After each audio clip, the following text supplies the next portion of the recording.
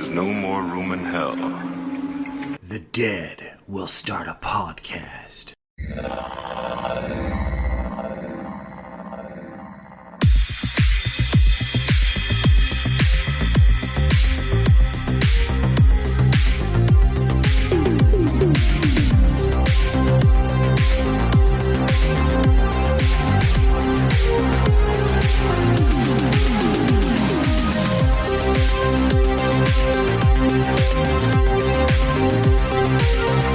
This is a No More Room in Hell podcast with your hosts Mike, Mr. Venom, and Derek, covering horror old, new, and everything in between.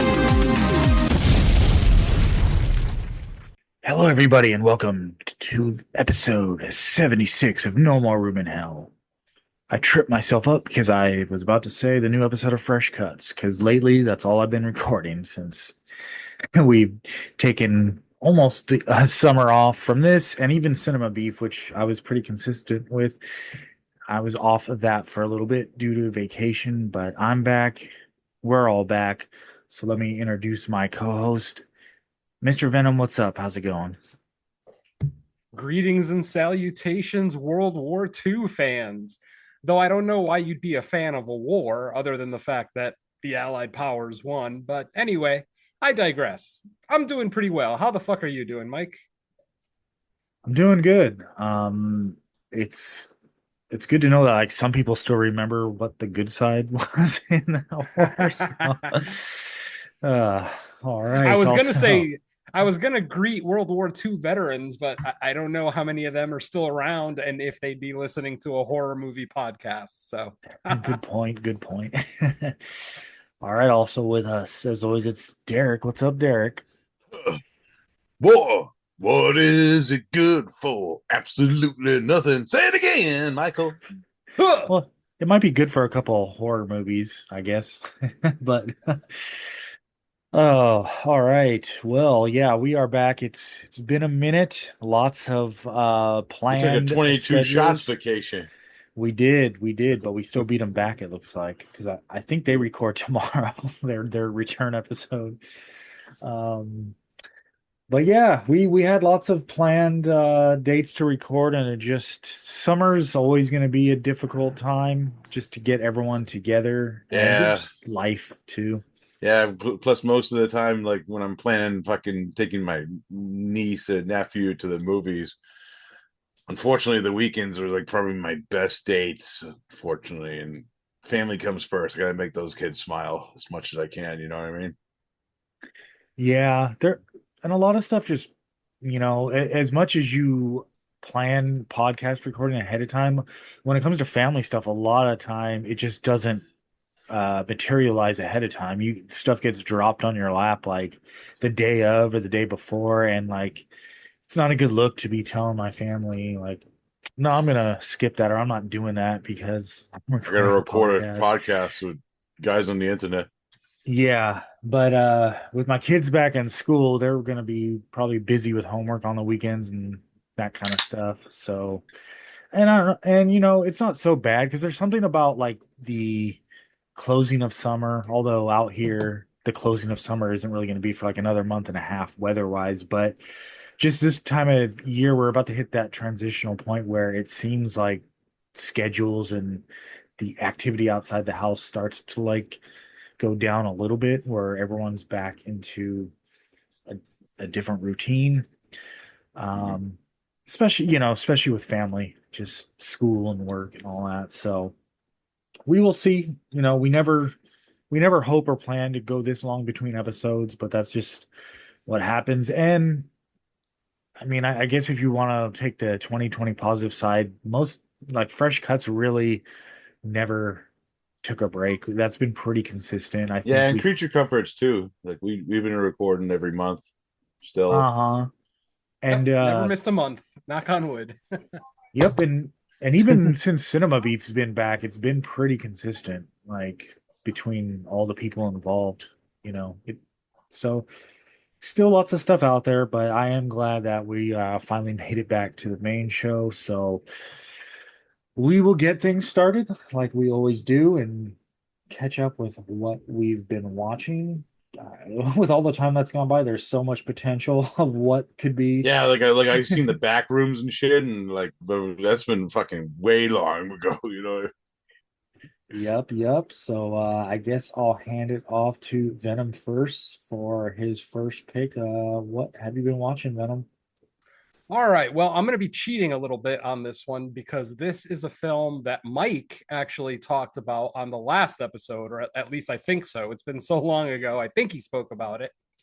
But the reason I wanted to bring it up because I absolutely ended up loving this movie, and it has quickly become my number one horror movie of 2026. Whether it'll stay at number one through the rest of the year is still to be seen, but Mike brought this up on the last episode, and I watched it right away. And holy shit, did I fall in love with this movie? And this is, of course, Buffet Infinity. Now, like I said, Mike talked about this one, how it was totally under the radar. I hadn't even heard of this movie before Mike brought it up. And the honestly, the best way I can describe this movie is if the fake commercials in the WNUF Halloween special were your favorite part of that movie, then Buffet Infinity is made for you. And guess what, folks? I count myself among those numbers. Not to say that the actual narrative of WNUF was bad or flawed or whatever. Those fake commercials, they just make me laugh. They put a smile on my face every goddamn time. And when Mike talked about this on the last episode, it just piqued my interest instantly. And my friends, this movie is one of the most original narratives I've seen in years, as far as its storytelling technique, how it tells a story completely through fake commercials and the occasional news reel.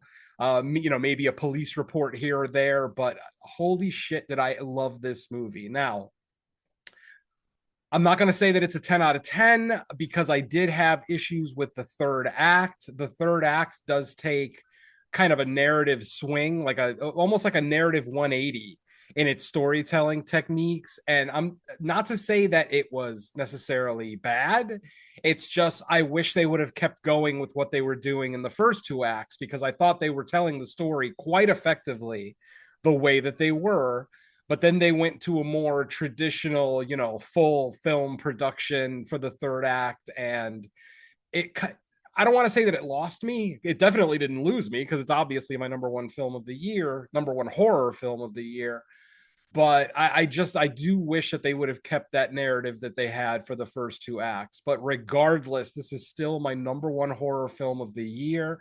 I am a Lovecraft fan, which might actually be tipping the movie's hat a little bit early, but ultimately, I feel like all Lovecraft fans need to watch this movie. It is just such an original take on a cosmic horror concept that it just blew me away. And even with my issues with the third act and even the ending of the film, I still gave this an incredibly high score, and it is easily my number one of the year, just barely taking over Obsession for the number one spot. Obsession, still an absolutely brilliant film with an absolutely brilliant performance by our main star.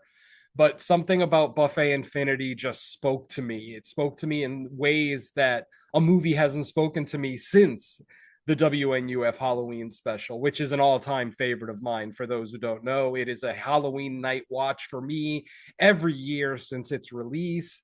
I own it. I even bought the VHS. Like I bought the Blu-ray and then I saw that there was a very limited VHS release of it. And yes, I paid the ridiculous price tag because I love that movie so much. So yeah, Buffet Infinity, my friends. If you liked movies like WNUF and maybe on a lesser scale Ghost Watch, because Ghost Watch doesn't really utilize the commercial aspect as much, so much as just the kind of the newsreel presentation, excuse me. But man, did Buffet Infinity, I've watched it like 3 or 4 times since Mike brought it up on the last episode, and I will watch it easily 3 or 4 more times before the end of the year. So yeah, I don't want to give away too much more than I already have. All I'm going to say is if you're a fan of WNUF, you have to watch this. It was such a good time. nice short 93-minute runtime. It gets right into it. I mean, obviously the beginning starts out a little slow, like the actual quote unquote horror of the whole thing does definitely start out incredibly slow, but once it gets into it, it's either going to leave you confused as hell or with an ear to ear grin on your face the way it did to me. So yeah, my number one of 2026 thus far, more than halfway through the year, is Buffet Infinity. I don't know if Mike wants to chime in again after talking about it last episode, but I'll give the mic back to him. Yeah, I mean, I don't have a whole lot to add just because I talked about it already, but it is like, I don't know if it's my number one of the year. It could be. It's just, man, it feels like we're kind of jamming through the year as far as time, Uh-huh. like, and a lot of my, to be honest, a lot of my top movies of the year are stuff I saw at least what 2 to 3 months ago at this point. So as far as like which one is I think is the best, they're kind of starting to blend. I don't do a I don't do a lot of rewatching every year, but I think this year might be one where I have to because it I'm just going over in my head what part of the year, at least so far, a lot of my favorites took place in, and they're all kind of bunched in like a specific time period. But yeah, this movie it just was great. It was unique. It was bizarre. It's kind of like to me it was everything you want about like a smaller scale movie that just has a cool, interesting gimmick. It's something you feel you haven't seen a whole lot of before. It really sticks to like its gimmick, and it just is odd. Like if you can make an odd movie but execute it well, I just and it helps that like you're watching it. It's not just like a good version of something you've seen 100 times before, because I think sometimes you get that with a lot of movies in the theater where it's like, oh, this is a pretty decent version of like the same story or same setup. But with A Infinity, I don't think you can really say that. You can say it has elements like other movies, but it still managed to end up being really its own thing and just interesting, and it was executed fantastic, I think. So definitely one of my tops of the year so far. I don't foresee it getting pushed off the list. It'll just be a question of like where Mhm. it falls on the list. So I'll just leave it at that. Yeah. I mean, I'm a Lovecraft guy, I'm a found footage guy. So I mean, like I said, this movie spoke to me on multiple levels. So I absolutely adored it. So like I I had to said, if you check it out. yeah, check it out. It's on VOD. Like I said, short runtime. If I mean, even if you have to pay like $4 or $5 for it, I think it's worth it. So yeah, check I'll it check it out. out But before the next show, definitely, and I'll let you know. there you go. We'll make it 3 episodes in a row. We talk about Buffet Infinity. All right, Derek, you're up. Yeah, like I said, I've seen a bunch of like newer movies like 3 months ago when we were originally supposed to record this. But it's been a while since I don't really remember how because I had to rewatch some of them still before I could really get the gist of it. But yeah, I could talk about like shit I've been watching like at home. First up, checked out the Salem's Lot 4K, the Toby Hooper T made for TV movie. It's actually pretty cool. You can watch it either in like the two parts separate, or they do it like as an extended movie, which I rather do that, so I did that, and fucking the 4K looks fantastic. Like even like some of those scenes with like the fucking boys hanging out of the fucking window and shit Yep. still fucking hold up on 4K. And fucking James Mason fucking as Stoker, fucking he's the best. Good evening. Ciao. That means Italian for goodbye. Fucking weird cast for a TV movie though. You get like fucking everybody in this, like fucking Fred Willard. Every time I forget the guy that plays like Father Dyer, not yeah, Father Dyer in the fucking Exorcist 3. Ed Flanders. I always forget that he plays like the girl's father in the movie, the doctor. And yeah, I still think it's a very fun, like made for TV adaptation. It's actually one of the better ones. It's very close to the book from what I remembered. Uh Yeah. Yeah, it's pretty good. I still think it's one of the better adaptations of this story because we had a few, and they go in fucking very different directions. Yeah, I feel like working it's one to me it's one of the best examples of working within the constraints of TV where it's not gonna you're not gonna be allowed to be as graphic, but the suspense is still there. The creature design is super good. They do like everything possible to still make it kind of spooky and eerie, and I just think it's really good. I have it on my wish list, and I know for a while Amazon. I don't know if you guys noticed, but sometimes with items on your wish list, if you are scrolling through it, it'll throw on that like, oh, we added like a coupon, and like you just, and I don't even know why, but it'll just you click on it and it takes like $5-6 off of it. So, Yeah, but then there's some that tease you. It's like this coupon expired. oh yeah, yeah. Uh, But that's definitely one I do plan on picking it up. Um, too much stuff on my wish list. It's like every time, it's hard making the choice of like, what do I want to get? But I will be grabbing that eventually because I really like it. And I love like older vampire movies just because they kind of have like that gothic feel that like it's just you don't get hard to it beat. anymore. Yeah, it's like a time capsule. And I love that the movie's like kind of about the whole town too. It kind of reminds me of like when I was watching Flanagan's Midnight Mass. Yeah, I was gonna say the first time, but I've only watched it once. But kind of how you just have like character studies of like every type in the town and how it yeah. That's affects like probably like the everybody. closest thing that feels like this movie would be Hmm. Flanagan's Midnight Mass. Yep, exactly. All right, let me see what I got. Okay, so first up, I watched a movie called Nightborn, and this one it, it has okay. So the way it's set up, it's kind of like a folk horror movie, somewhat. This Weird couple, sex scenes yeah, sex in the woods, like to start your movie in the opening scene, and shots of the woods and the with girls' big creepy boobies. music. Yeah.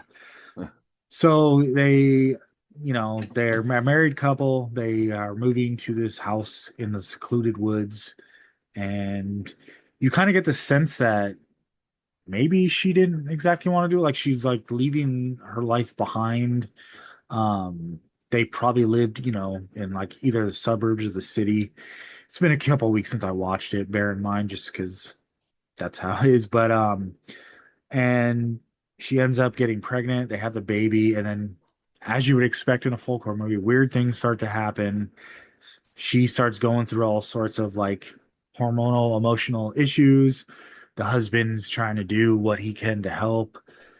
Things seem way odd with the baby, but they do the whole kind of thing like, is there really something wrong? Is this all in her head? Eventually, he's like, go to the city, go hang out with your friends, try to get a reset on everything. And so she does that, but she's still kind of distant.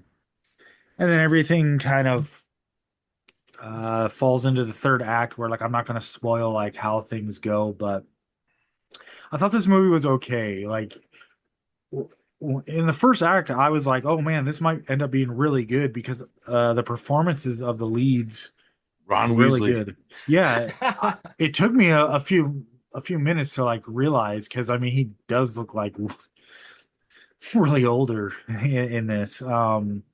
Once I realized that, I was like, "Oh shit!" But um, yeah, I mean, I love folk horror, so like this was kind of set up to be something that I would really end up liking. I thought it was okay. The strength of it was the performances by the two leads. The movie itself, there's just a lot of stuff we've seen before. I thought the second act, it just kind of slowed down a lot, and you could kind of see where things were going from there. But it still ended up being all right. Like not as good as I was hoping for after that first act, but I would still say if you like folk horror, check it out for the performances. It sounds like you guys might have seen this as well. I seen two-thirds of it. I didn't get a chance to finish it because of I was watching downstairs and then weird like titty shit was happening, so I had to shut it off when my parents came home. Mhm. No, I actually have not seen it yet. I've heard good things though, so I'll probably check it out soon. Yeah, it's from the same guy who did Hatchin. Nice. Yeah. Oh, Oh, which was in my top 10 that year. So yeah, yeah. I'm down. All right, back to you, Venom. All right. So I already talked about my number one movie of the year. Now I'm going to talk about two of my least favorite movies of the year. I'm pretty sure I haven't spoken about these two on the show. Like I said, it's been so long since we've done an episode. I'm going to say it's probably safe, but the latest entry in the epic horror parody franchise Scary Movie was released earlier this year, and holy shit did I hate it. I'm sorry folks, but this was just like I'm the kind of viewer that doesn't mind pandering. I mean, Ready Player One is one of my favorite movies of the last 10 years, and that's literally a fan service. By definition, that's a fan service movie. But something about the fan service and Scary Movie 2026 just did not work for me. I think I chuckled twice throughout the entire fucking movie. And that's not an exaggeration, folks. I love comedy and I love to laugh, but I chuckled twice throughout the entire movie. One of them was the Final Destination theme park. I thought that was fucking funny as shit. I can't remember what the other one was. It was one of the lines later in the film, but ultimately I feel like this franchise died after part three, in all honesty, and they just keep pumping them out. Now granted, it's been a long time since the last Scary Movie, so that kind of gave me hopes that maybe since so much new horror has come out since then, that they might be able to do something a little bit more original. But ultimately this, Negative. yeah, this just felt like copy and paste Scary Movie gags, parody jokes, uh just some of the horror conversations were insipid. Again, I know they were parodying Scream 5, like the elevated horror conversation in Scream 5 in one of these scenes, and I'm sorry folks, it just did not work for me. If you're a fan of the franchise and you actually liked this latest entry, rock on. I'm not going to argue with you. But for me personally, I fucking hated this movie, and I now vow that I will never watch another Scary Movie. So if Scary Movie 7 is coming, you're not getting my money. I don't care. And we will not be reviewing it on Fresh Cuts. So yeah, that's my tirade about Scary Movie, my second worst movie of 2026. The worst movie of 2026 is yet to come. So back to you guys, unless you want to comment on this celluloid disaster. I don't know. I didn't even see it. I stopped at the epic movie. Like that whole like phase of like comedy kind of got old for me because they just kept doing fucking stupid shit after stupid shit in them.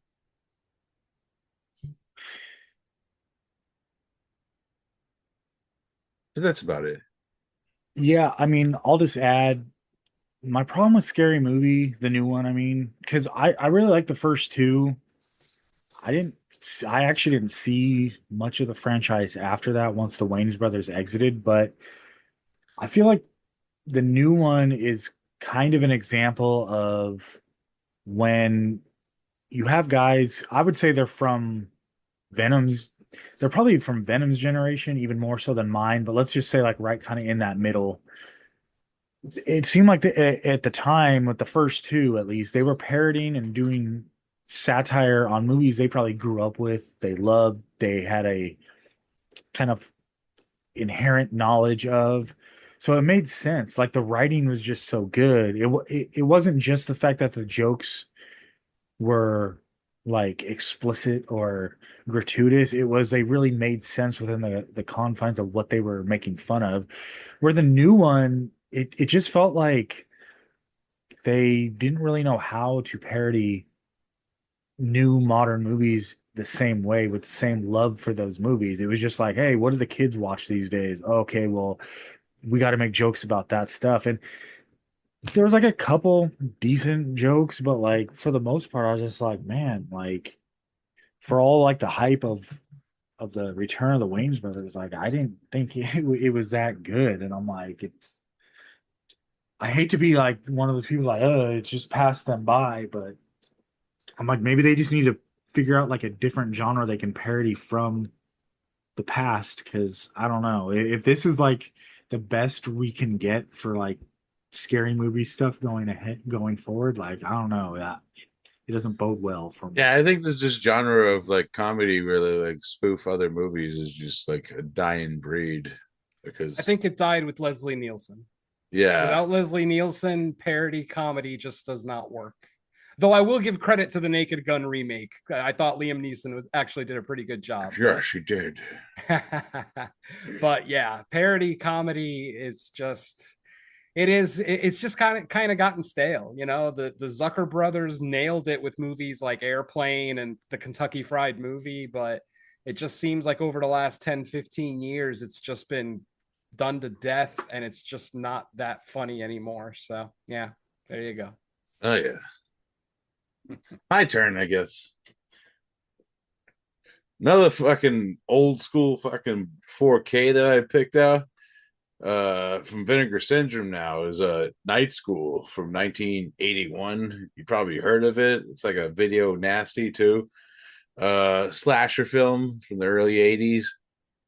I actually seen this before, and the one distinct thing that a lot of people don't talk about, it actually takes place in Boston, which kind of blew my mind the first time I ever watched this movie. Like, oh, I know where that is. Like, oh, that's cool. Fucking the killer's getup is, it's kind of generic because we've seen it before. It's a guy in a motorcycle fucking helmet. We've seen that in tons of fucking movies. Even giallos do that shit. Fucking strip nude for your killer. But the fucking best kill of the movie is this girl getting chased through the fucking Boston Aquarium, and then she gets her head chopped off, and then they throw it in the tank with the fish. uh, the reveal, the first time I seen it, I kind of dug it. I knew it was coming on the second watch, so I'm like, okay, yeah, it didn't really like fucking blow me away the second time I've seen this movie. But if you're a fan of like 80 slashers and you don't have this one in the collection, the fucking 4K looks fucking gorgeous. Like, and I only own Blu-ray of this movie too from Warner Archive. Man, Vinegar Syndrome fucking, they're like fucking the criterion for like lesser known, like even like Z movies. Like they did the fucking 4K of Hobgoblins, which is fucking mind blowing to me still. That movie looks so good, and it's like one of the worst movies I've ever seen. But but yeah, Night School. If you haven't seen it, I say check it out. It's good stuff. Did you ever see it? Believe it or not, I have never seen it. I've heard of it. I've heard good things, but just never got around to watching it. Oh, Um, okay. yeah, 80s slashers. Not to say that I dislike 80s slashers, not at all. Uh, Obviously, I'm a Friday the 13th guy, but it's definitely, at least in the early part of my horror viewing, it wasn't the first subgenre I would reach for. yeah. Obviously the big four, Nightmare, Halloween, Freddy, Leatherface. Yes, I would those. But as far as like diving deep into the slasher subgenre, I never Uh, really did it early on. I've been catching up over the last, 10-15 years since I've been podcasting, but that's one that I still have not gotten to. So I will definitely check that out soon. yeah, nice. Yeah, yeah. Like I said, it came from a year where it was just some of like the big, like even like standalone slashers came out in 1981. Like My Bloody Valentine, and there was a ton of them that came out that year. Friday Part Two. Mhm. So there's a lot like the Burning. I can name like fucking every slasher that came out that year. It's kind of nuts. Yeah, I don't think I've seen it either. Yeah, Rachel Ward's like the main star of the movie. Like, yeah, it's pretty. Yeah, you should check it out, Mike. Maybe we'll do Boston horror, like movies that take place in Boston, yo. Oh man. All right. So my next one, let's see. Okay, so I started watching this one, not realizing that it was the Megan spinoff, Megan Oh, 3. oh no. Um, yeah, that pretty much What's it? tells What's you what his? you What's need to his know. soulmate? Soulmate. Uh, So like now about 20 minutes in, I was like, wait a minute, and I looked it up because I was like, this kind of seems like Megan, but like more adult oriented. Um, so yeah, so like because I knew that there was a spinoff and I knew it had to do with like Android stuff, but I just forgot that this was it. So basically, a single guy ends up getting a droid, adult female looking droid, and you can imagine how it goes. He very quickly has sex with the droid. The droid, So this is he's like a an shitty version of Companion. yeah, it was what I call this was like a mix of companion and obsession, but both films are way better and you should watch them instead.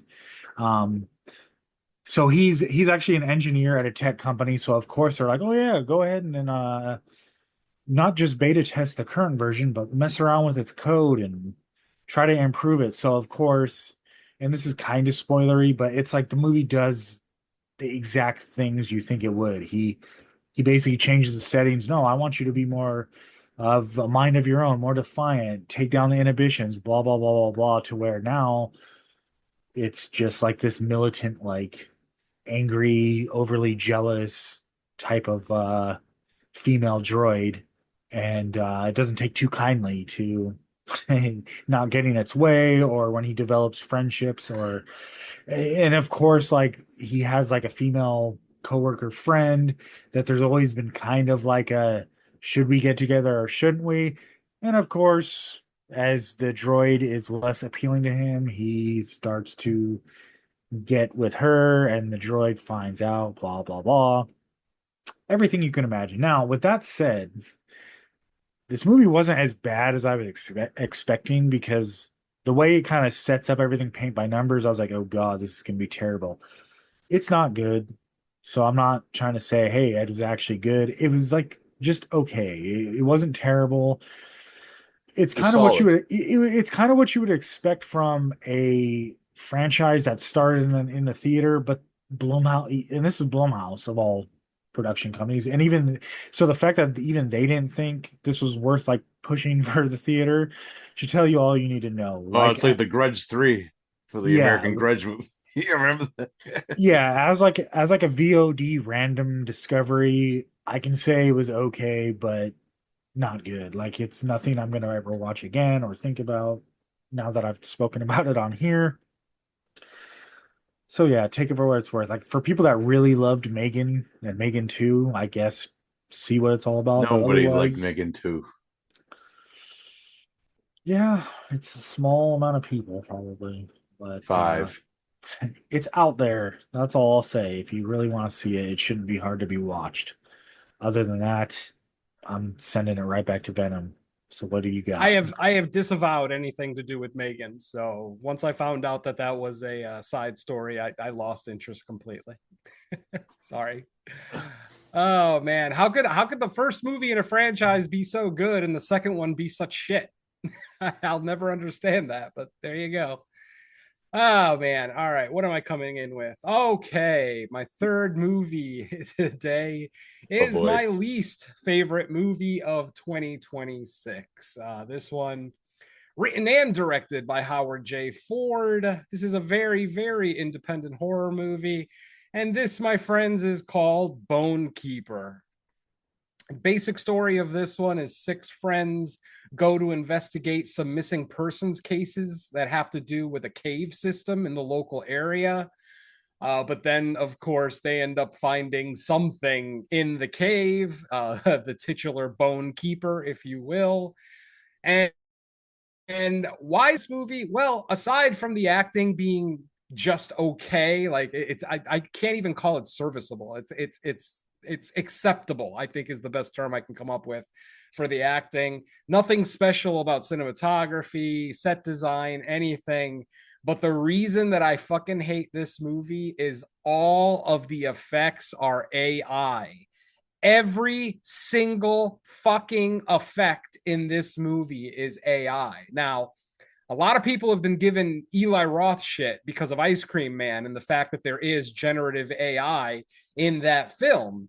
And anybody who listened to the latest episode of Fresh Cuts probably remembers that I didn't have a problem with that AI because it was basically just the animated sequences. So anybody who saw Ice Cream Man, it's just the animated sequences that are AI. Yeah, they could have hired an animation team to, put it together and blah, blah, blah. But I don't know that it would have really made the movie any better or worse. I do know that a lot of people are basically disavowing the movie because of its use of AI.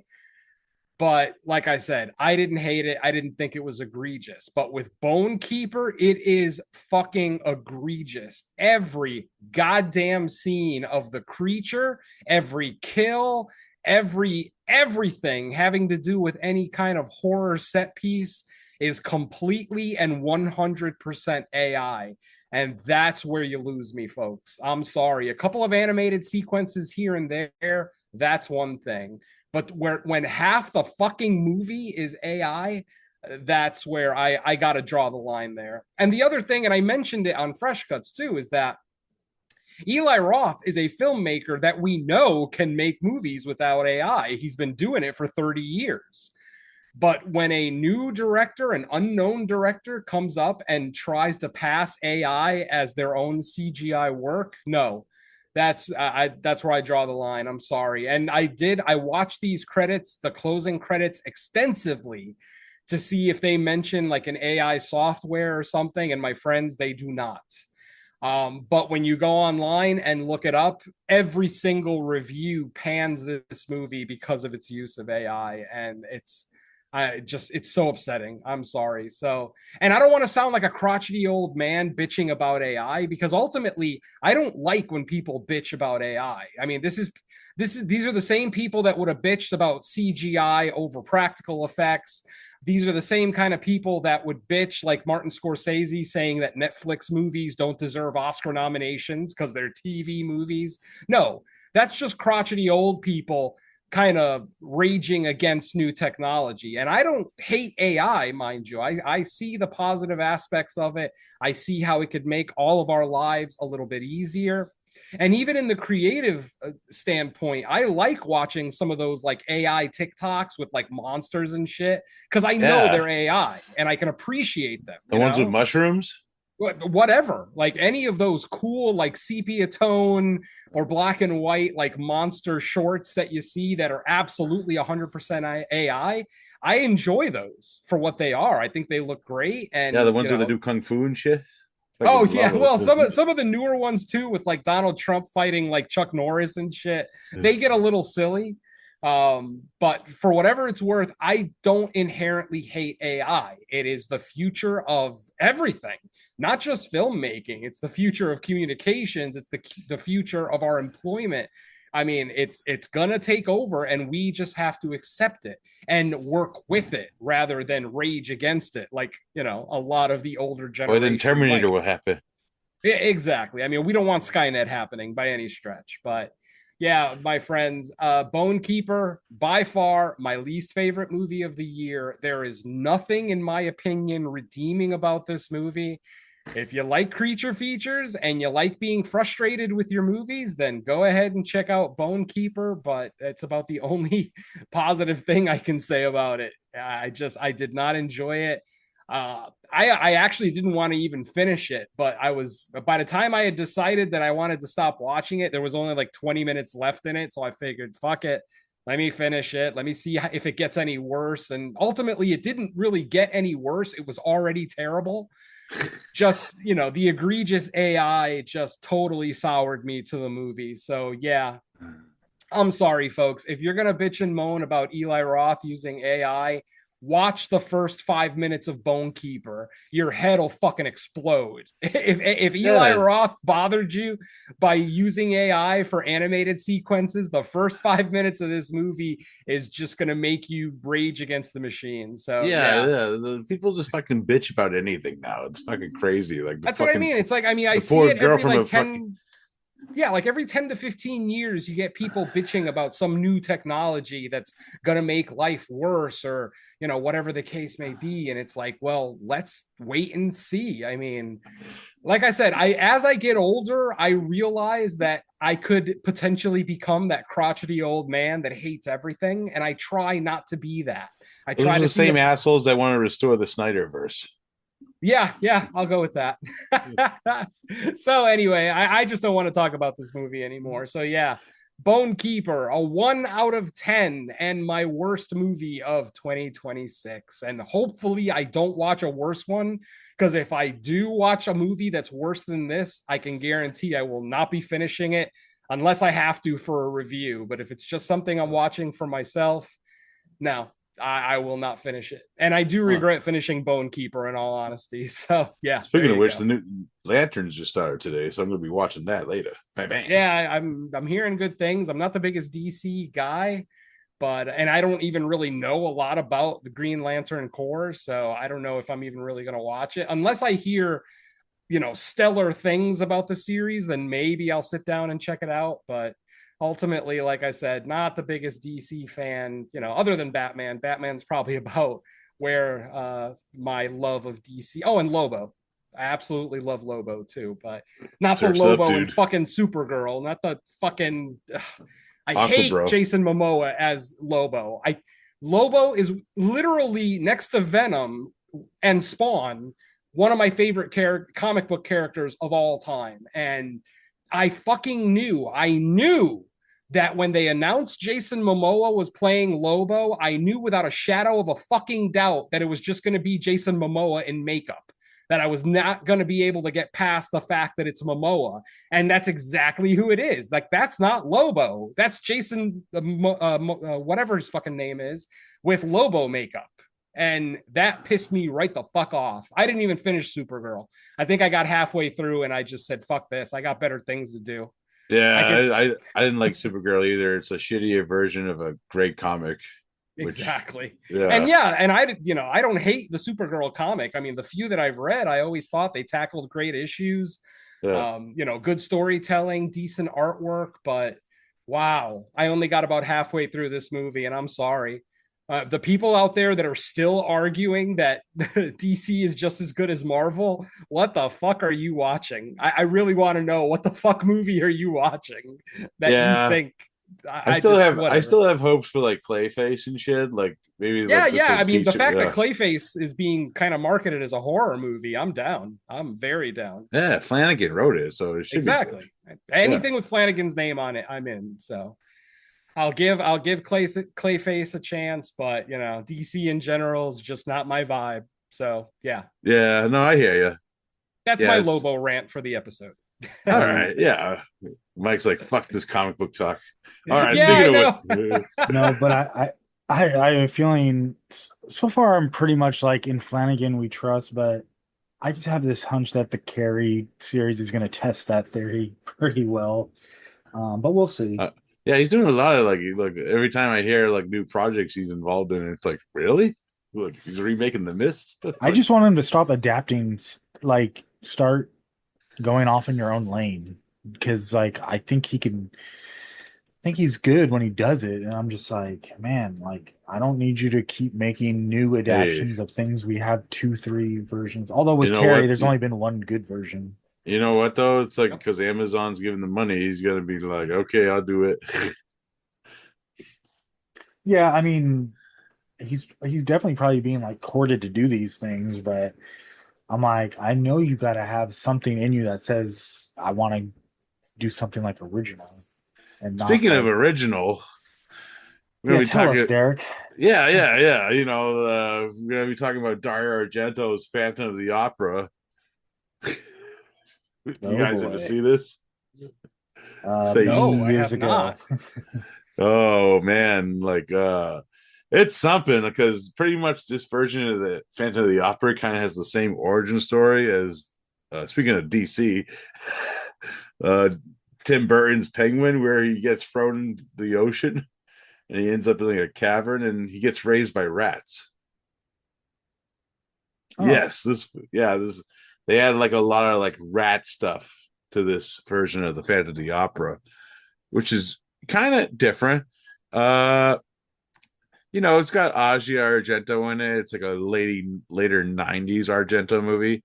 Uh, it kind of looks very like '90s, which kind of hurts the film, in my opinion. And it has some questionable effects later. I'm not gonna give too much away if you guys haven't seen the movie. But the one good thing that this movie has going for it, it has a fantastic score by the legendary Ennio Morricone, which is always a plus. It's always kind of cool to see Morricone in this like '90s era return into Argento, because his first like few films were Morricone composed. So that was kind of cool. And plus, the Phantom's played by Julian Sands, R.I.P. The Warlock himself.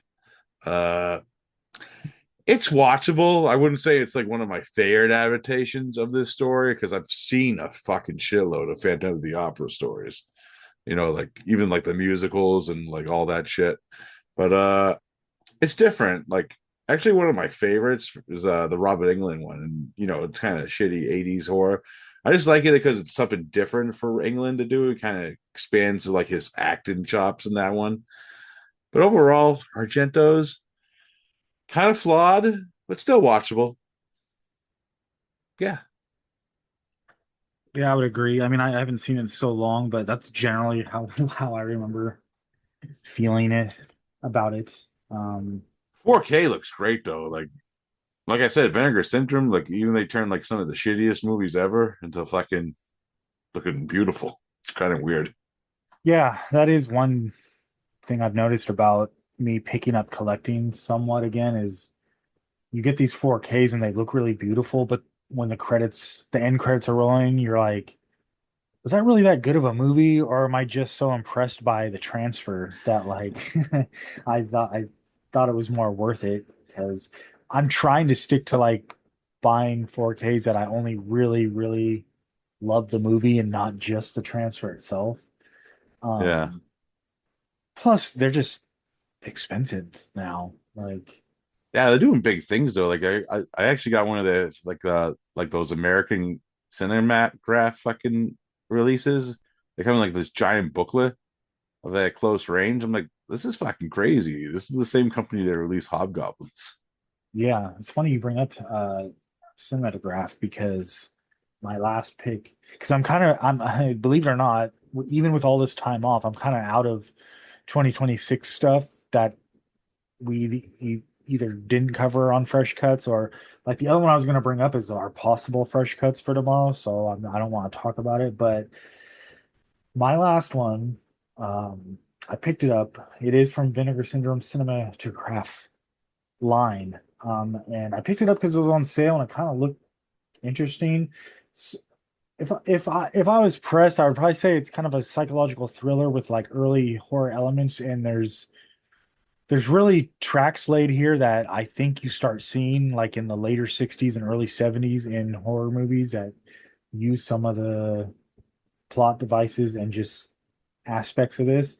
And this is called Who Killed Teddy Bear? And Oh, I heard it. I was looking at that one actually when the fucking was on the site too. yeah, when I grabbed it, it was only 20 bucks for the 4K.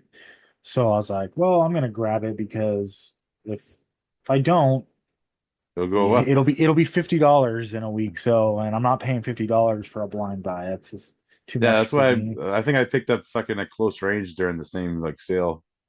It Oh, was like the nice. same, Yeah. yeah. So yeah, this one is from 1965, and like I said, psychological thriller. It's bordering on horror. There's some sleaze factor to it, but it's not gratuitous as you can imagine, like 1965. But it's just under the surface, like it's always there because you're dealing with like a stalker situation, and some of it reminded me of how Black Christmas is set up because you're dealing with a guy being sleazy over the phone.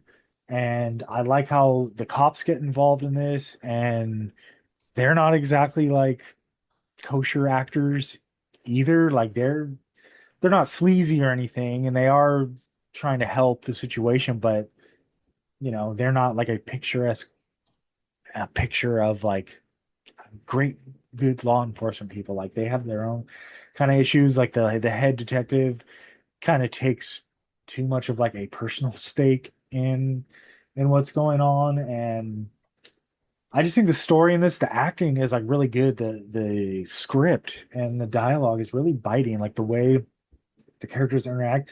I feel like this is really 1965. This is kind of the point where cinema is like transitioning from old classic Hollywood into like Vanguard. And in the mid 60s, it's like we're not quite where we are once we get to like the grittiness of the early 70s, but you can start seeing like the the baby steps of the transition where it's like things are a little Sal Mineo, different. huh? Yeah, like it if this movie would have come out in 1955 instead of 1965, I could see it playing out just very differently in its presentation. But with it being when it did, I just think that like we're starting to get into like the era of what I would probably consider my favorite, which is like kind of mid 60s all the way up through like mid 80s, like that 20, 25, maybe even 30-year period. I just think the hit rate on movies is just so good, and I would highly recommend this. I gave it a four. I gave it four on Letterbox, but I could see it being even higher. And it might still be on sale because if it's still at $20, I think it should be purchased Yeah, immediately. yeah, yeah. I'll check it out because I actually like Sal Mineo as an actor. He's only done a few movies because he died very young. Like his last movie was Escape from Planet of the Apes. Like, Oh wow. yeah, 71. So yeah, he was like yeah, he was fucking I think I mean he was stabbed to death actually. It was kind of a sad case of like a young star that died. Like he starred in like one of his first movies was Rebel Without Cause with James Dean. So yeah, he died at 37. That's Yeah, crazy. he's absolutely great in this. Juliet Prowse, who plays Nora Dane, the female lead, is great. It's one of those it kind of gives me like the Tarantino vibes where like just it's so enjoyable just to listen to these characters Yeah, he's probably a talk to fan each of it. other. Yeah, I bet. Yeah. Anyways, yeah, that's I was gonna do the Soylent Green 4K because I grabbed that too, and I love it. Sorling. Net Heston versus Chuck Connors at the end. Best scene ever. Yeah, I mean it's one of those, and I love that's another thing I love about this era. It's like it kind of reminds me of the end of the original Body Snatchers. I guess you could say the end of both the remake too. Oh, It doesn't exactly end happy. Like, yes, the what's going on gets discovered and the warning, the official warning to the world gets put out, but there's no indication that they're going to stop anything from happening. It's just like, okay, now I get a little bit of acknowledgement from the government or the law or those that are still not affected. Okay, yes, you were telling the truth, but what does that ultimately mean in the grand scheme of things? We don't know. And the way the movies leave it off like that, to me, I love endings like that because they feel true to like how it would go down in real life. Like if the Soylent Green situation was happening in real life, it would have to be it would be happening from such a big institutional operation that even if it got out or if one guy discovered it, you would assume that it would get covered up immediately. Like it wouldn't go very far. But yeah, that era of Heston's my favorite Heston. That and the Omega Man. That's like a great double feature. yeah, Heston was a boss motherfucker back then. Yeah, that's my what we watched, and that's our what we watched. Any Any news? yeah, any news or anything anyone want to randomly throw in, they can. But if not, Nothing uh comes to mind. what was that, Venom? Nothing comes to mind. Oh, okay. The Wolfman's not Professor X. I was gonna And Nikki from Obsession is now Rogue. Go figure. Yeah. yeah, And Samara Weaving's Emma Frost. can someone explain the backlash to Indy Navarrete being cast as Rogue? Because I don't know, because I don't people like understand. were like because a lot of people were speculating that she was going to be playing a different character. I think that's why they're more pissed off because they were like, everyone believes on because there's so many fucking rumors that are posted on fucking line So people get like ahead of themselves and think that this person actually got fucking cast in the role. And then when they did the actual announcement, I think a lot of people were fucking pissed because never believe everything you see on the internet unless you see it fucking announced live. You know what I mean? Mhm. I think Yeah, people just get a little, how can I put it? They get overly possessive with the things from their childhood that they love. Like, honorary. Yeah, yeah, you know what I mean? It's like like if they get someone who's not a redhead to play Jean Grey, it's the end of the fucking world somehow. It's a fucking comic book, you fucking idiot. It's a comic book. It's a goddamn cartoon. Who gives a fuck if Rogue is a gay black man? Honestly, who gives a shit? It's a fucking cartoon. Stop taking ownership of shit that doesn't belong to you just because I loved it as a child. Fuck your childhood. Your childhood has no bearing on art today. All And right. If you and don't also like they're all doing this fucking hate when there's not even the movie's not even fucking filmed yet. Like if the exactly, I mean, the yeah. hate, the vitriol that's released on the internet just from the announcement of casting. It's like, why waste your fucking breath? Why waste your keyboard? If you don't like it, leave it the fuck alone. Keep scrolling. But no, it's so much easier for me to be a fucking edge lord and go online and piss off the millions of people that are excited for this fucking announcement and everything else, like me. I love all the casting, even the people that I didn't recognize. I'm like, well, you know, like the guy who's playing Professor X. I don't know who that is. I'm sure he's done lots of stuff before, but I don't know him offhand by name. So, Yeah, but yeah, I he's a great actor. there you We go. I actually mean, reviewed a movie with him in it, Pearson. Like, well, there you go. I mean, it's just they're not gonna if he's not a good actor and he can't handle the role, they're not gonna put him in $1 billion franchise to lead. You know, this is Marvel Studios. This has already been established. This isn't like a new studio that's taking chances with new young actors. No. They've done their research. They think that these are the best actors available to them to play these roles. Who the fuck are you to question it? Oh, because I bought comic books when I was a kid. Who gives a fuck? Ultimately, it has no bearing on anything. If you don't want to watch the new X-Men movie, then go and watch your or go watch your cartoon from the 90s, go read your comic books and live in your little cave. But stop trying to shit on the people that are looking forward to this because I am absolutely looking forward to this. And every time I hear yeah, it's somebody the same fucking people that bitching about the new season of X-Men too. Like, yep. I mean, bitching you about know, anything. I mean, it's just. what's I guess it's just as I've. What's funny is that as you get older, you're supposed to bitch and complain more. But as I'm getting older, people that bitch and moan just frustrate me more. And yeah, yes, same. here I am sitting here bitching and moaning about people that bitch and moan. I understand the irony, but I, it's just like get the fuck over Get yourself. off my Or fucking how about lawn. this? You go to a bank, get a $10 million loan, and make your own fucking X-Men movie. How's that sound?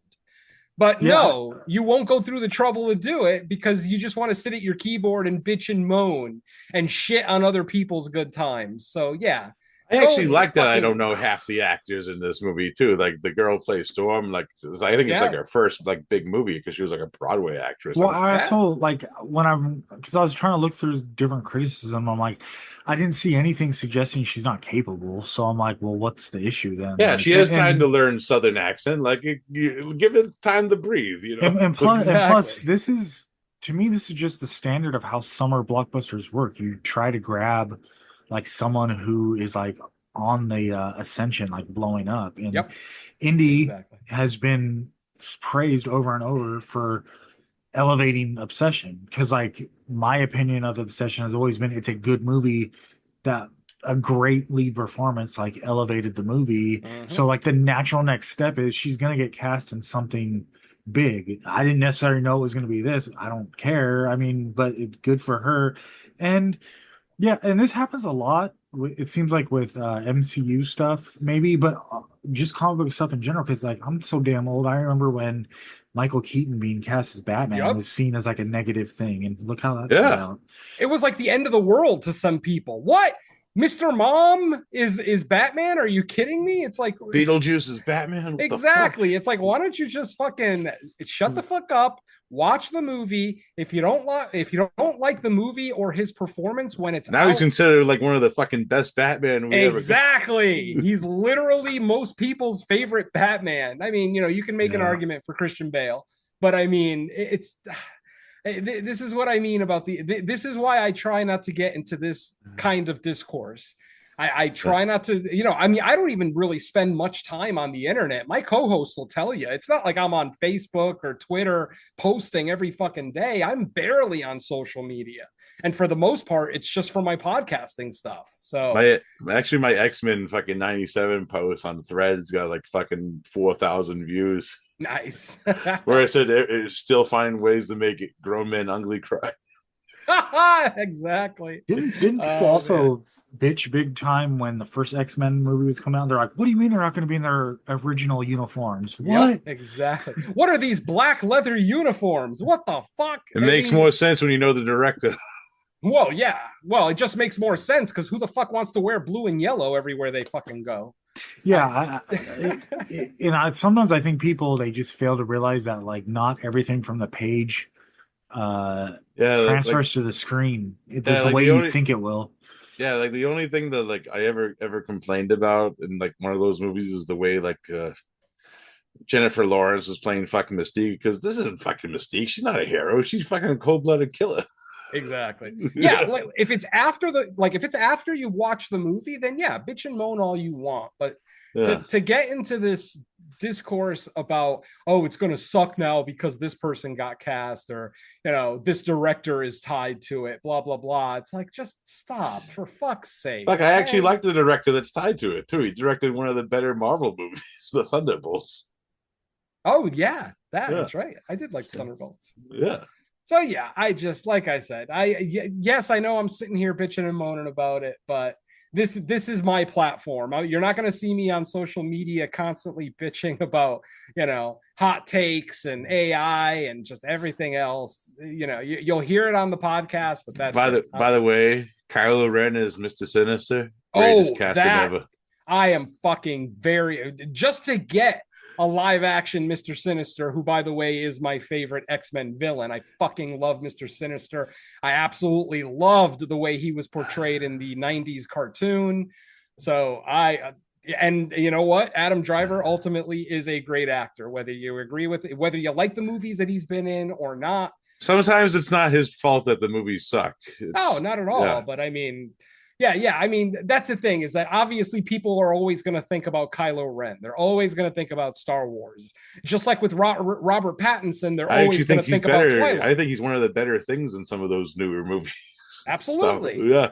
But I mean, like I said, it's like an actor or actress, does a role that ends up maybe not universally hated, but, is panned by a lot of people. And then that's all people think about for the rest of their lives. No matter what Robert Pattinson does, he'll always be a sparkly vampire. No matter what. I actually saw a meme the other day where like it was like a bunch of like his newer movies, and he's like, this guy is trying to make us forget about the sparkly vampire. And the funny thing is, Robert Pattinson hates those fucking movies. He has been very public about how much he hates. I mean, he even talks about when he first read the script to the first Twilight, he laughed out loud for like 5 minutes. He thought it was one of the dumbest things he ever fucking read. But then, you see the paycheck that you're going to get, and it's like, oh, okay, I can be in a stupid movie. Yeah. So, yeah, I don't know. Like, I don't even know what the hell started this conversation, but yeah. Just whatever. That's our fucking burning question rant of the episode. We haven't had one of those in a while. Yeah. I mean, the long and the short of it is, enjoy the shit that you enjoy, and the shit that you don't enjoy, leave it alone. Just fucking leave it alone, because there's going to be millions. Don't attack people if they like it, like. Why attack random people, random strangers on the internet because they're excited for a new movie coming out? Like, what does that make you? It just makes you a fucking troll. And yeah, last I checked, trolls are big, hairy, and stink. So and sometimes have two noses, or it's scared stupid. Or two heads, even. Like Give troll me booger lips. Anyway, let's move on to something that's going to piss me off less, shall we? All right, let's talk about all the actors in Below. I'm down. So this week's episode, we're gonna be doing two fucking World War II themed era horror films. Two different aspects too. Like one's like a haunted like ship kind of movie, and the other one's, well, we'll get there with the Below from 2002 and The Devil's Rock. You'll probably be hearing the trailers for both those movies now, and we'll get it going. We'll be back right after this. We have contact. Starboard beam, 11 miles out, sir. Stand by to board survivors. Next man, let's go. Next man, next man.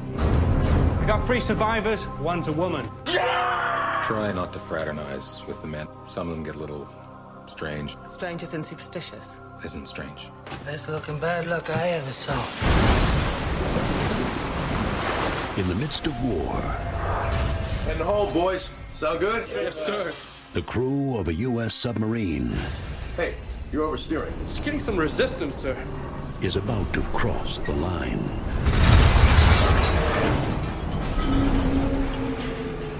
Accidents happen, right? Maybe someone doesn't want us to make it home. Maybe we're spending more time watching that broad than watching our backs. Mr. Bryce, we wanted to ask you about Captain Winters. What'd you tell her? The story. The submarine isn't a good place to keep secrets. Their senses betray them. I'm telling you, there's some bad hoodoo on this boat.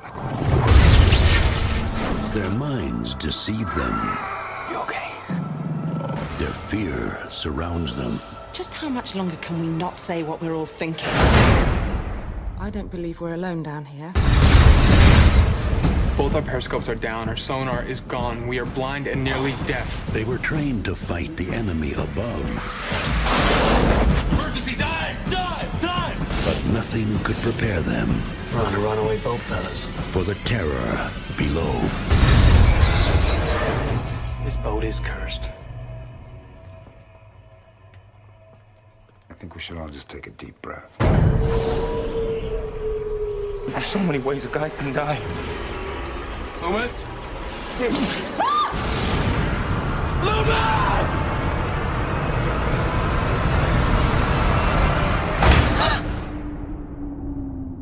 Did you see that?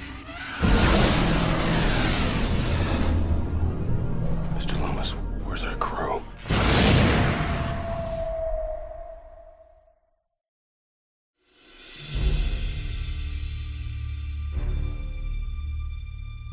You're safe now. I can take you from here. Jesus Christ.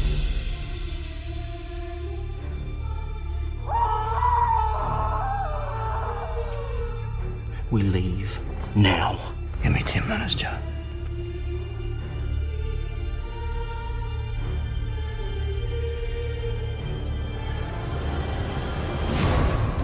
You are indeed a long way from her.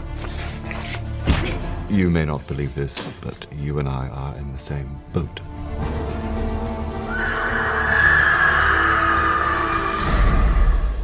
Who was that woman up there? I know you're listening. If only you knew the truth of that.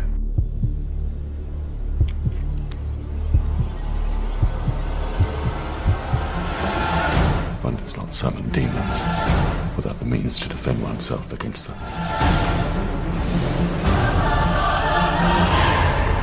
I can be this way for you always. I curse thee into the depths of the bottomless pit, there to remain until the day of wrath. Release me.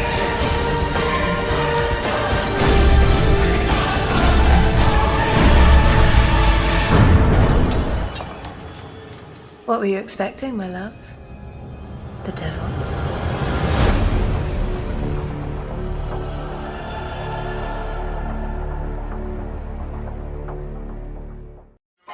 Yum, yum.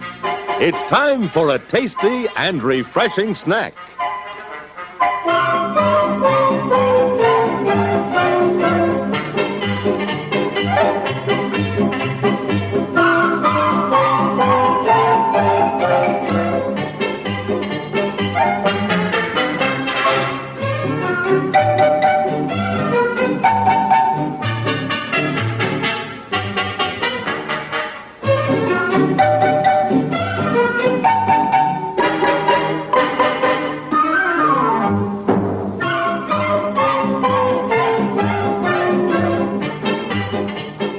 promise to satisfy your hunger, your thirst, your sweet tooth.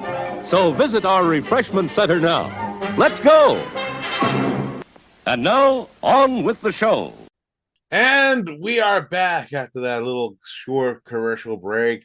First film up for the night is 2002's Below, directed by David Twohy. It's co-written by him and Lucas Sussman, and a little famous director that a lot of people might know. You love or hate his work. And that's Darren Aronofsky.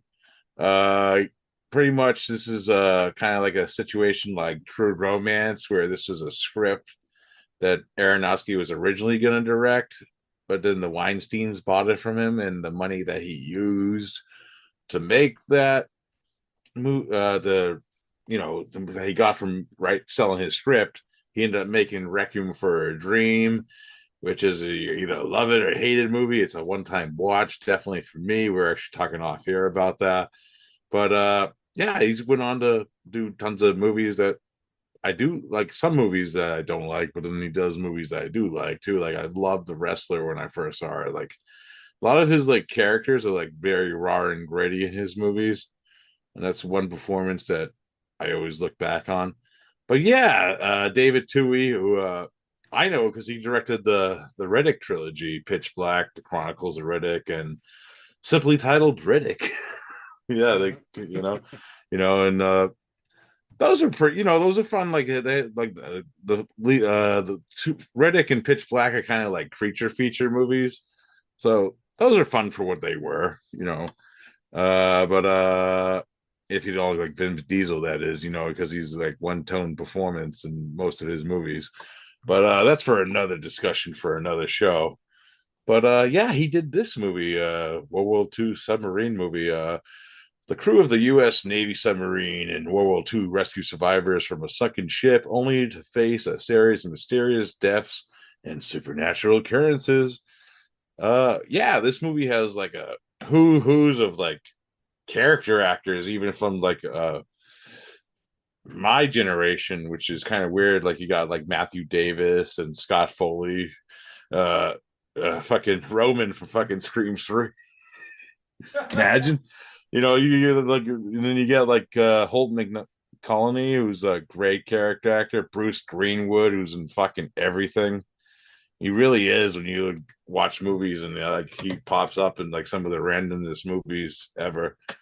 Then you got like Jason Fleming, who we actually just talked about on another episode recently that we did called Deep Rising. The Creature Comforts, and it's kind of funny, we watched these back to back then, and he appeared in both of those movies. But even like one of like the side characters in this movie, I don't actually know the actor's name, but he looks so familiar, and I looked him up. It's one of the fucking junkies at the beginning of Tim Burton's Batman. Fucking like the back, come on, give me a break, that guy. Who are you? I'm Batman. Great scene. But it's like that situation where like a lot of like these character actors I've seen growing up are all in this fucking one movie, and then you got fucking Zach Galifianakis before he became fucking Alan from The Hangover. Like it's weird situations, but yeah, I've seen like little bits and clips of this movie growing up, and actually, weirdly enough, this is actually the first time I fully sat down and watched this movie. I actually picked this movie because I wanted to actually watch it through and through. So this is technically kind of a first time watch for me, this film.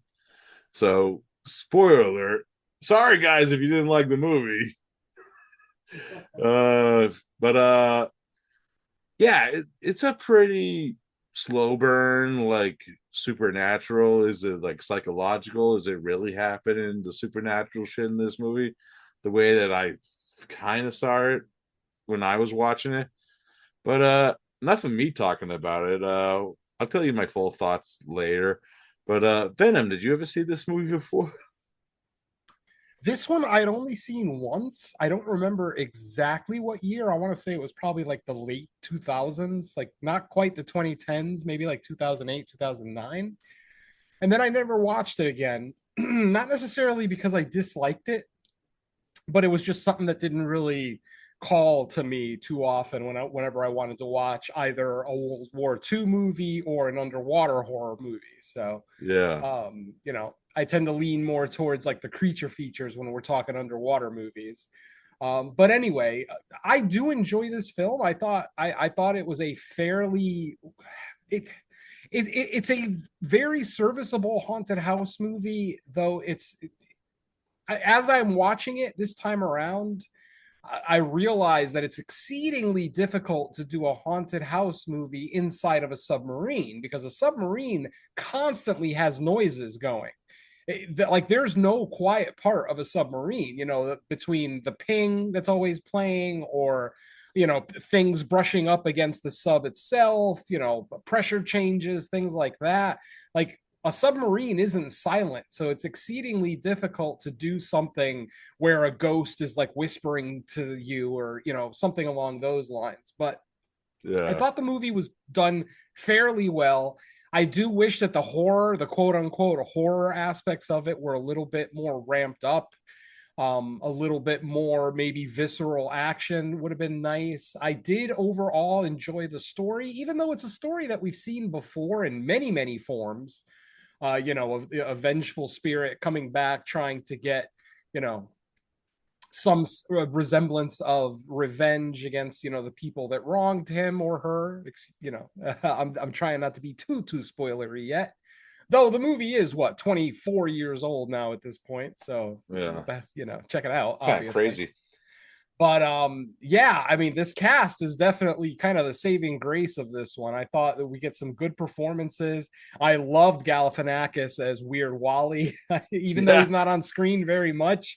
I thought he did a great job. Bruce Greenwood is awesome. Matthew Davis. I mean, Jonathan Hartman, a guy that I've seen in many things.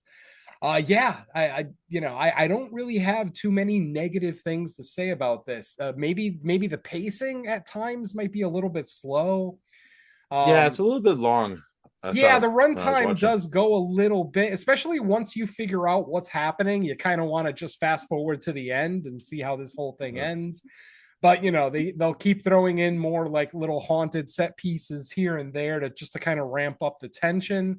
But ultimately, I mean, the tension should be the easy thing to get in a submarine movie, because whether it's haunted or not, you're in a fucking submarine. If that thing depressurizes, you're dead. You're fucked. Yeah. Exactly. So I mean, just being in a submarine is a horror movie in and of itself, let alone the fact that there may be something supernatural going on here as well. So yeah, overall I did enjoy the movie. I don't know that it's anything that I'll return to too often, but definitely worth seeing these performances. The effects are meh. I mean, there's not really a whole lot of them in the movie. 2000s, early 2000s, Yeah, 2002 effects, which, you got some CGI with the spirit stuff and, but like I said, not ultra visceral, definitely not. They kind of went with a more psychological route, despite what the ending may tell you about what's happening on this boat.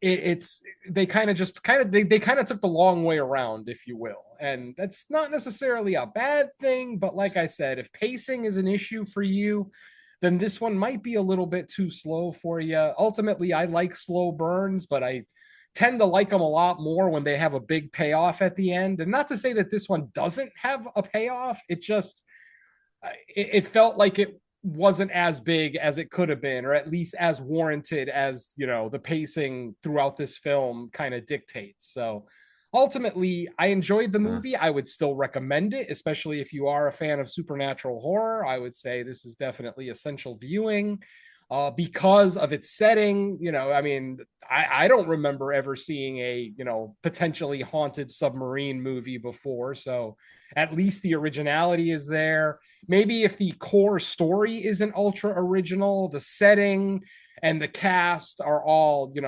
fairly fresh. So yeah, for the most part, I enjoyed it. I mean, definitely not a 10 out of 10 by any stretch of the imagination, but a solid film, definitely more towards the good side than the bad. So yeah, like I said, this is definitely Nice. something it's built on its performances more than it's built on its effects or its storytelling. Yeah. And for the performances alone, I say it's worth checking out. So that's my 2 cents. Especially like Holt McCallany, like he did like this whole like side thing with his character with the yo-yo, which I really fucking love that right. little like it was kind of a cool quirk for his character in the movie. Yep. But Michael, have you ever seen Below? I've seen it once before, when we were prepping for the show a month ago. No, I had actually seen it like way back in the day, probably like close after it came out. Not when it was like a brand new release, but at some point, probably in the following year or two. And my take on this movie is pretty much still the same since the first time I saw it. I actually think it's a pretty good movie, but to me, this is more of a thriller that they try to throw in like some horror elements just to like maybe enhance what's going on in the movie. But really, I think the movie works best as more of a psychological thriller where it's a Navy crew on a submarine that are, slowly, it's a slow descent into their madness over like the guilt kind of. Yeah, kind of Um, like Das Boot with the stir craziness. Yeah, they're going stir crazy, and then you have the element of like what kind of gets uncovered by the situation and what happened that it put them in the spot they're in. Once they bring on the POW and the lady, and like it makes the situation more tense and worse. And it's like they try to sprinkle in the supernatural stuff throughout it, but to me, that just feels more of like a distraction of what the main story is. I almost think this would have been a more effective movie if they just dropped the horror stuff completely and just Yeah, made I'm it kind of about curious what that. they actually. Sorry to cut you off there. I always thought like after Aronofsky stole the script because then Toei and like another co-writer like wrote too like maybe like another draft of it. Curious like what they changed in the original script. You know what I mean? Yeah, because I like the story we get. I like the puzzle pieces kind of being laid out. It's like, okay, what actually happened? Why is there this conflict? What are they paranoid about? What are they guilty about? And then you start to get little breadcrumbs, and then we get like the truth of the matter. And I liked all of that. I thought it was good. I just felt like it didn't need to even be a horror movie at all. So like if if I had one like that would be my only criticism is like The horror shit sucks in this movie.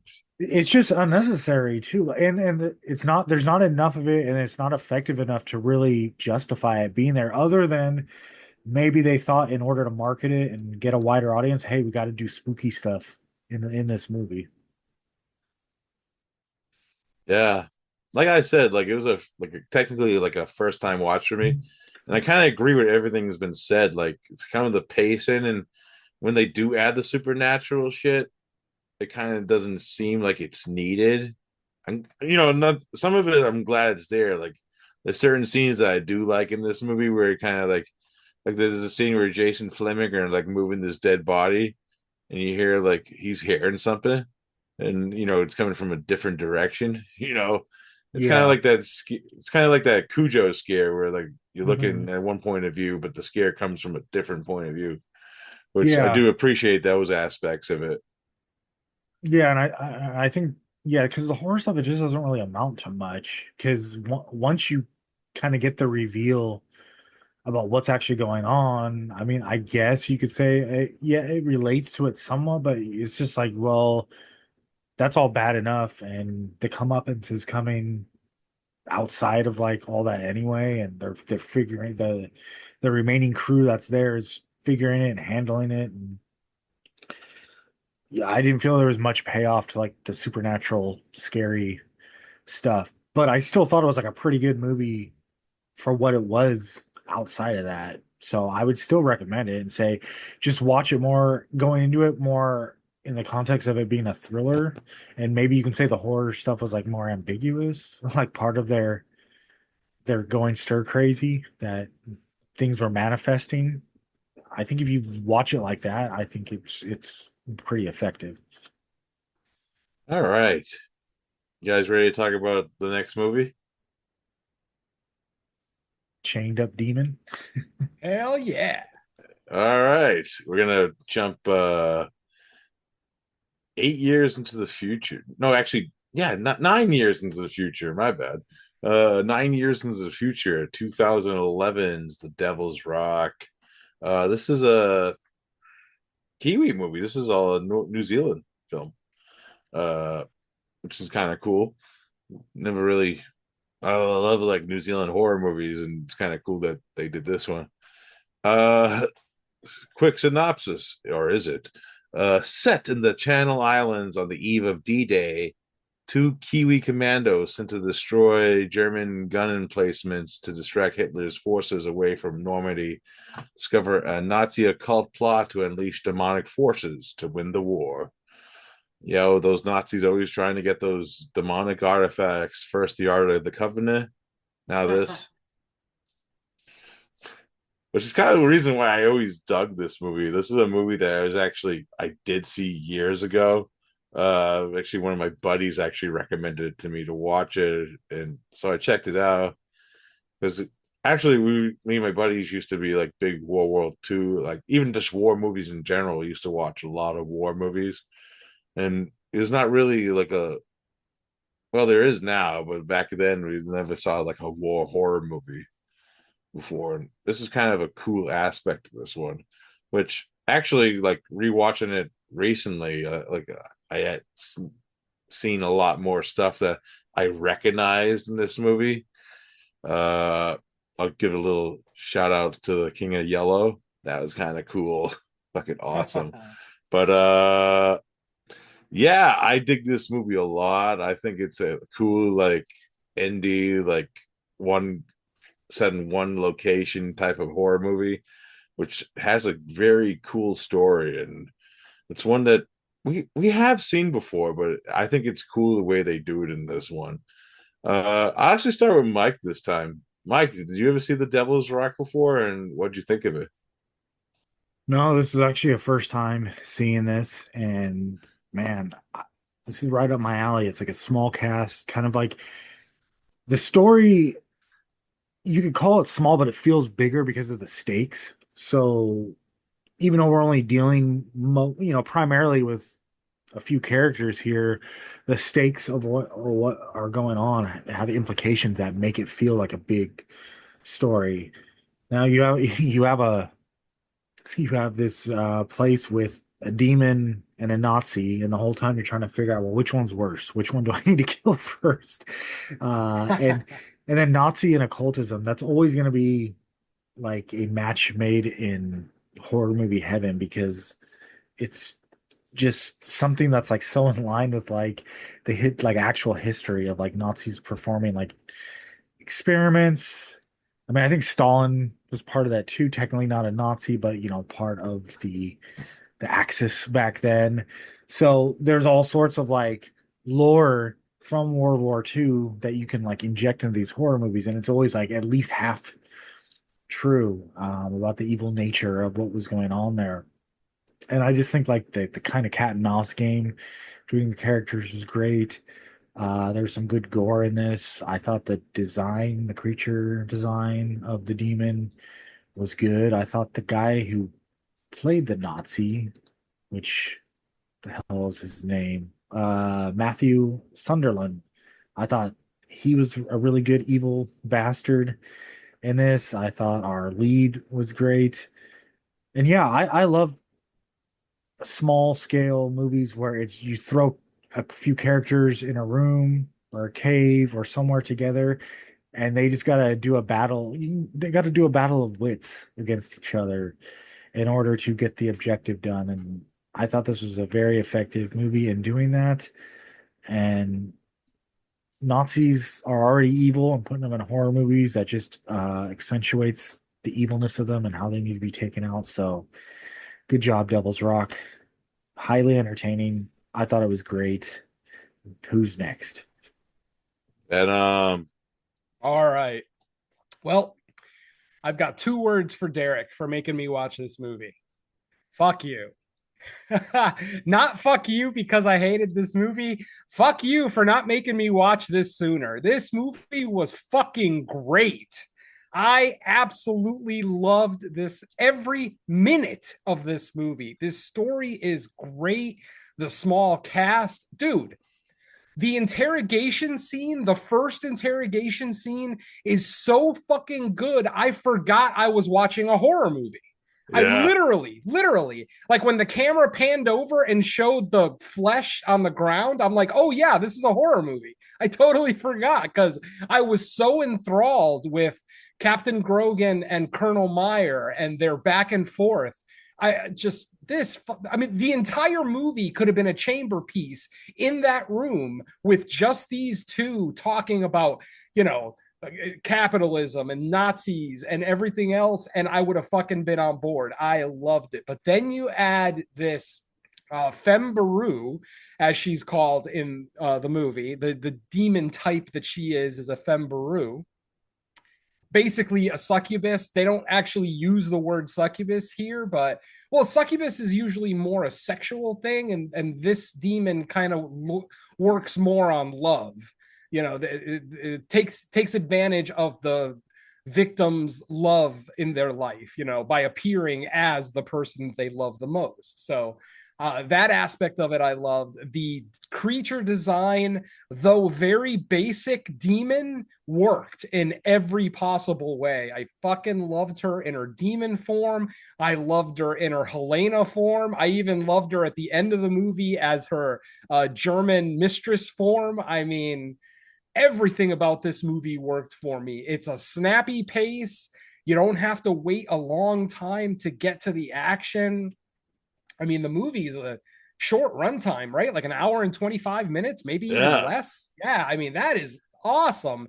And to be able to tell this big of a story in that hour and 23 minutes, though an isolated story, isolated location, small cast, we're talking about World War II and we're talking about the SS. So obviously there are gigantic stakes here. And they play this movie just absolutely pitch perfectly. Like every scene worked. Even at the end, when I thought that our main character was going to side with the demon, I was even on board for that. I'm like, you know what, buddy? You deserve it. You deserve a little bit of happiness after all this shit that you've dealt with back home with losing your wife, and then now everything you've dealt with in the war, even what happened 20 minutes before when you lost your best friend because your dumbass wanted to investigate this bunker. Yeah. Like everything about this movie works for me. I fucking loved it.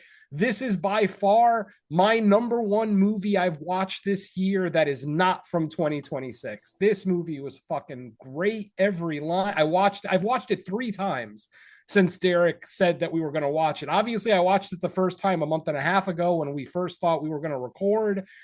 And it was so fucking good. I knew I was going to watch it 1, maybe 2 more times before we actually recorded, which is exactly what I did. I watched it 2 weeks ago, and then I just watched it today before we came on. This movie is awesome. Like, if there's a physical release of this, I might actually pick it up because this was great. It delves into the demonic. It delves into, control. It delves into, lost love and just the nature of war. The fact that these two guys, though fundamentally different because of their beliefs, for all intents and purposes, are the same person. They're both soldiers. They're both following the orders given to them by their superior officers, whether they believe in their country's rhetoric or not.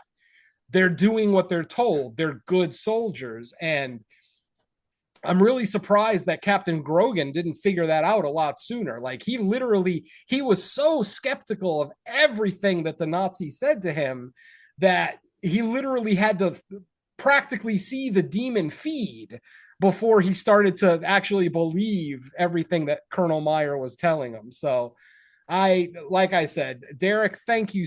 Fuck you and thank you for making me watch this. You should have made me watch it years ago because this was fucking great.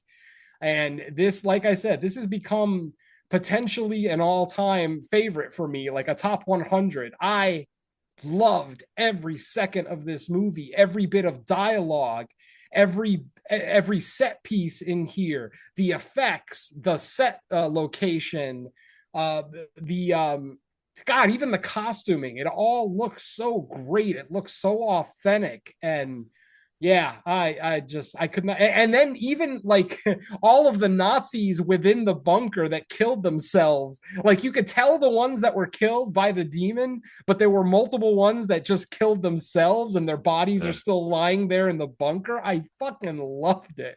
Yeah.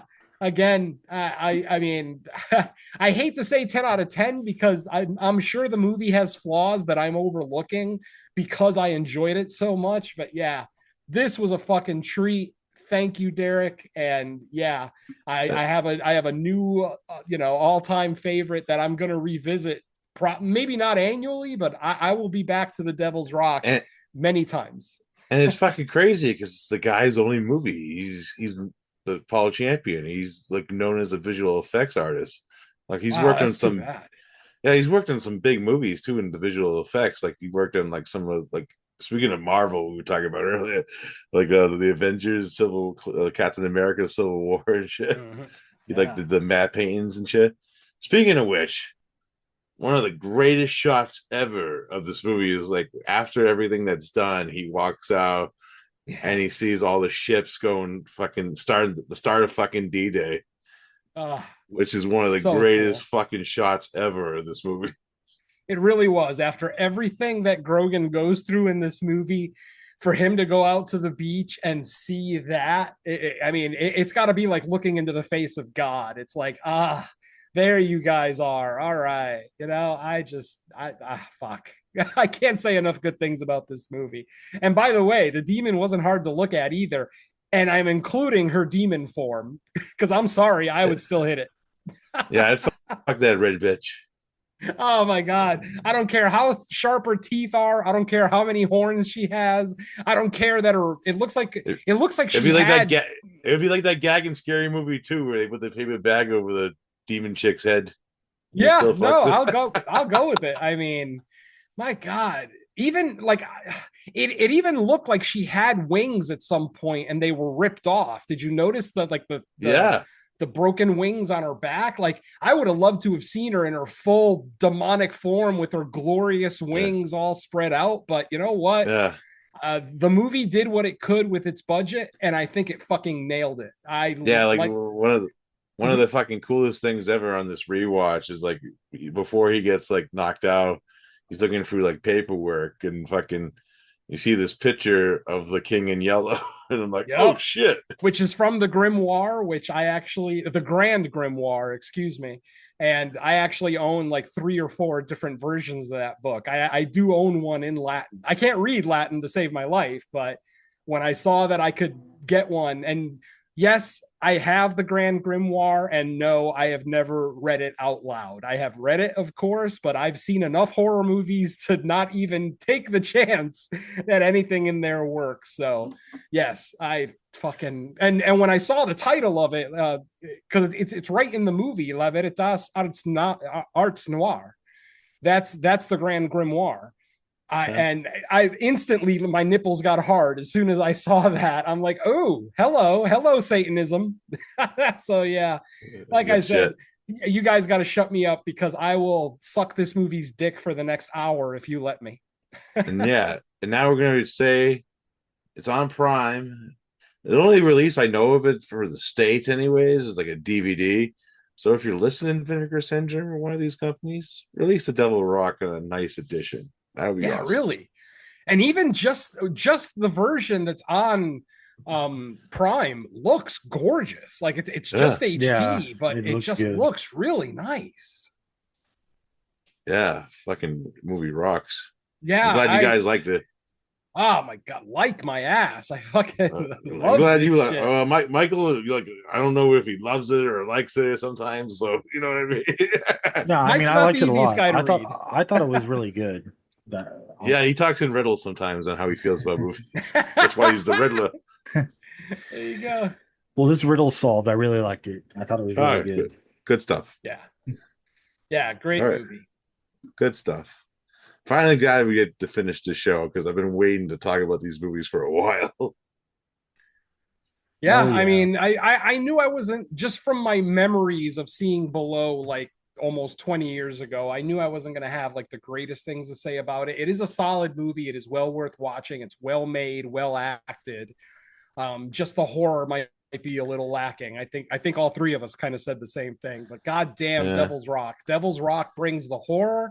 It's even funny at times. Like, it even has a couple of chuckle moments in there. Yeah, that like I fucking like when love. I was thinking of like movies to pair, I'm like, because I could have paired like the obvious ones, like Outpost or fucking something like that.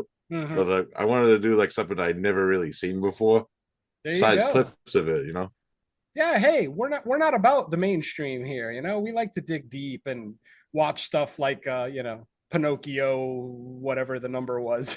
What was it? Oh, Uh, 967 Pinocchio. Or Thank you, something. Pinocchio Yeah. 967, or the masterpiece that is Executive Koala. So yeah. Yeah. Both my picks. Exactly. No, I mean, hey, I like the fact that we dig deep here. We're not reviewing Nightmare on Elm Street and Friday the 13th, which Scream. obviously, they've been reviewed umpteen times. So to be able to pull out something like The Devil's Rock, a movie that I'd never even heard of before Derek brought it up, like, at least with Below, I knew of its existence, even if I wasn't ultra familiar with it. But with The Devil's Rock, literally never heard of it. And now it's literally one of my favorite World War II horror films ever. I fucking loved it. Yeah. And maybe we will do Outpost one day because I do love fucking some Ray Stevenson. So Oh, that could absolutely. be a future show. Yeah. Rest in peace. I feel like, did you see Ice Cream Man, Derek? Not yet. Oh, okay. Yeah. I was telling Mike during our review that there's a role in that movie that 100% would have gone to Ray Stevenson had he still been alive. Yeah. And he would have nailed it. But ultimately, the guy that actually did the role did a great job, and he is a name actor. I forget his damn name. Mike might remember, but yeah, he did a great job. So it's the pastor. I forget the actor's name who played the pastor in Ice Cream Man. Oh yeah, I know who you're talking Benjamin Davis, is that it? Oh, Dutch from Red Dead. Yeah, him. He Oh, plays. cool. But the thing is, as soon as I saw the character, I'm like, that should have been Ray Stevenson. But of course, the movie was filmed after his death. So yeah. And now the Hound is him in Ahsoka. Yes, exactly. Yeah, that's right. I did see that trailer, which I am very excited for. Yeah, That it looks was- good. Yeah, that was potentially my favorite. Next to the Mandalorian, Ahsoka is easily my second favorite Star Wars series. So very excited for season 2. Yeah, some good Disney Plus shit coming out. Yeah. I think Star Wars, just at this point, it should just stay out of the theater and stick to television because they're nailing it almost every time. Andor was great. Mando is great. The Acolyte, maybe not so much, but that's a let's not talk about conversation that. for another show. I did like some of like the creatures in the Acolyte. I wish they actually had more of that shit. But other than that, the actual story was dog shit, I thought. I hated that first episode so bad. I can't believe I kept watching the series because I can't tell you. I can't And they wait put in the words how much I hated that any first show episode. that wastes a Wookiee Jedi, Exactly. he gets a thumbs down. You like that should have been way more like shit with that, Exactly. Well, I'm sure we're boring Mike to death. So Well, speaking Come of on. picks, whose picks are next? Is it yours, Venom? I think it's yours, Mike. no, it's yours because we just did anime Oh, for the yeah. last episode. Yeah. Wow. 2 months ago. Yeah. Well, with that said, I have no idea what they're going to be. I haven't even been thinking about it. So, but I'll try Speaking to of make them relatively quick. Yeah, but other than that, also I would love to see it like a Hut Jedi live action. Just saying Disney, but that's about it. Oh yeah. Give Rada the Hutt a series. I'd watch that. Fucking yeah, I love that character. Like a The lot of best people part- hate that character, but like I knew that character fucking growing up because I watched like the animated Clone Wars shit. Yeah. And he was me too. yeah. Mm-hmm. I honestly, I thought it was the best part of the movie, but I might be in the minority there. Yeah, I thought so too. I agree. All right, Mike, get us out of here so I can go eat some dinner. Yeah, we're just gonna turn this into a Star Wars podcast. Well, Venom, do you have anything that you need to let people know to listen to? Creature Yes. comforts. That's it. Yeah, like Derek says, Creature Comforts episode 53. It has been recorded. I will edit it tomorrow. So hopefully it'll, as you hear this episode, I'm pretty sure Creature Comforts 53 will be out. On that episode, it was my pick, and we took a look at 1974's It's Alive. And I picked that movie for the same reason that Derek picked below, because I'd only seen it once in the late 70s. I had never seen it again since. And I wanted to revisit it and see if it was as good as I remember. And you might be surprised with the results. So yeah, check out the episode when it's out. Yeah, spoiler. I think I was probably the highest on it. Yeah, you probably were. Sadly. Oh well. Oh yeah, and then I do have. I did record my appearance on the Joe Blow horror show summer series, where they are looking at horror musicals and musical horror. My episode was The Perfection, which I mean, I don't know how long time people have been listening to us, but if you've been listening to us since 2019, Hey, get Steven Weber. Yeah, you remember that The Perfection was my number 3 movie of 2019. I fucking adore that movie. So it was just a big old gush fest on Joe Blow talking about The Perfection. So yeah. I'm not sure when that episode will be released, but as soon as I know that it's out, I'll let everybody know. But like I said, that is the Joe Blow Horror Show, the summer series. And that was the second to last episode. There was only one more episode left, and they saved the best for last. Their last episode in the series is the Rocky Horror Picture Show. So I almost wish I could have been on that one too, because I fucking love that movie as well. But I'm very glad I got to talk about The Perfection 7 years after the first time I got to talk about it. Wow, isn't that crazy? That movie came out 7 years ago. It really doesn't feel that long, but since I've been podcasting, it just seems like time goes really fast. Like it's like The Witch is 10 years old now. That's fucking crazy. I feel like yesterday was 2018. Like I feel like it was just yesterday we were praising how great a year 2018 was, and then I blink and it's 2026. So yeah, there you go. Yeah, it happens. What about you, Derek? You got anything? Nothing. Joe Blow, give me a call. I'm busy, but I'll make time. Come on, get me in there. Come on, let me go. Any podcasters, just call me up. Come on, let's go. I sound like Beetlejuice in the beginning. Come on, I've got some to eat. Say Derek. Nice fucking model. Say Derek 3 times and he'll show up on your podcast. Yes. As far as me, just we got the what's the latest Fresh Fest? Was the Ice Cream Man, or did we do something after that? Okay. Ice Cream Man. And Cinema Beef, which we skipped a week, so I think the latest episode of that was the one I was out on vacation for, but you know where to check it out. And other than that, we're going to keep chugging along. I'm going to try to figure out my picks. Maybe I'll do some type of back to school horror theme, since it's about that time of the year. Oh boy. My kids started school, so make sure if you're going to do a back to school theme, make sure we do it soon and not in November. Well, that'll at least be the plan. We'll hey, come on, we're back in the rotation now. Come on, we got this episode out. There you go. It's all like Quatermass in the Pit episode, which took like 7 months to record. Oh God, yeah, that's right. I forgot about that. Anything from the UK usually takes a long time for us to record for some reason. Oh shit, maybe we won't do threads then. All right. Well, with that said, thanks everyone for listening. We are going to descend back into the lake of fire to rest, but hopefully not for too long. Let's say bye to our listeners. Goodbye. Never trust the Nazi. Never. I mean, that should go without saying, but I'm still going to say it. Never trust Bruce Greenberg's eyebrows. Oh God, no.